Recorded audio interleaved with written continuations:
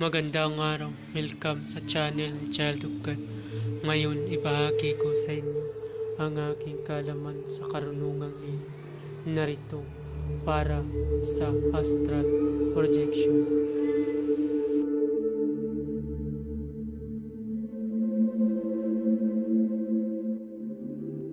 Kung bago ka pa lamang napadpad sa channel na ito, huwag kalimutan mag-subscribe and click the bell icon para laging update sa mga bagong video. Maraming salamat.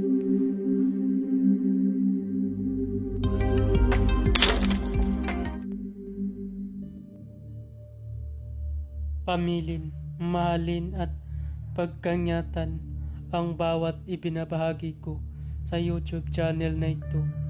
Ang kapangyarihan na kapaloob dito ay lubhang may waga. Gamitin lamang sa kabutihan at pagganap ng kalooban ng Diyos. Maginhawaran at laging isa puso't isip ang 7 layunin ng Diyos. Isabuhay ang 4 na simulain, makadiyos, makabayan, at makatao, makakalikasan.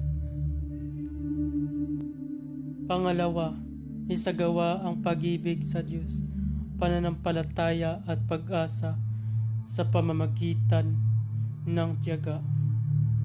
Isakatuparan ang kabutihan, katuwiran, kalinisan, katotohanan, kadilisayan, kaliwanagan, at kababaan ng kalooban.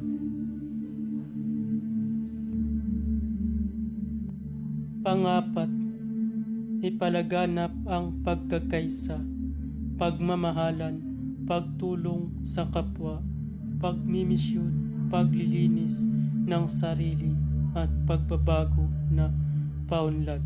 Panglima, magkaroon ng paggalangan, pag-unawaan at pagmamahalan sa isa't isa bilang mga kapatid at kapwa-tao.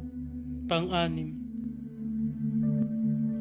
maging dakila sa isip, sa salita at gawa para sa Diyos, sa bayan at tao. Pang-7, ipagpatibay ang kautusan ng Diyos, tumulong sa pagpapaunlad ng katauhan ng bawat kasapi ng samahan at tumupad sa hadikain ng Diyos sa tao.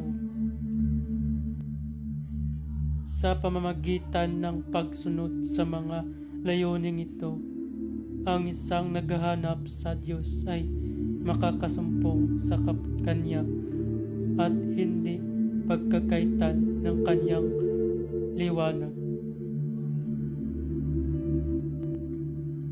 Bago gamitin ang orasyon, manalangin muna ng 3 Ama Namin, 3 Aba Ginoong Maria, at 3 sumasampalataya. At isunod ito. Narito ang orasyon. Iyo, heyo, haye, heye, heye, heye, iya, hoye, hoye, iyo, heyo, haye, heye, heye, heye, iya, hoye, hoye, iyo, heyo, haye, heye, heye, heye, iya, hoye, hoye. Usalin ito ng 108 times na beses. Ang nasabing orasyong ito ay isa-isip lamang.